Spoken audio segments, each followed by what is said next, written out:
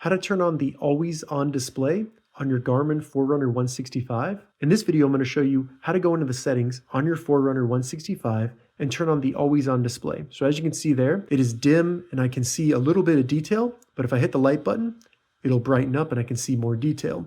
So this allows you to see the detail on the watch, even if the display has been dimmed, to conserve battery. So to turn on or off the always on display on the Garmin Forerunner 165, the first thing we need to do is simply hold the up button from the watch face here until you see the menu, then hit the up button one more time, select system with the start or stop button, then simply go down to display, select display, and then in display go to general use, and you can do this for during activity or during sleep, but select general use and then either toggle on or off always on display. Once you've done that, you can hit back all the way until you get back to the watch face, and you have now turned on the always on display on your Garmin Forerunner 165. All right, so that's how you use the always on display on the Forerunner 165.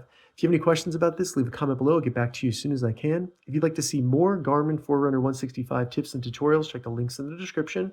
If this video helped you, please consider giving it a like and also subscribing to my channel because that really helps me out. Thank you so much for watching.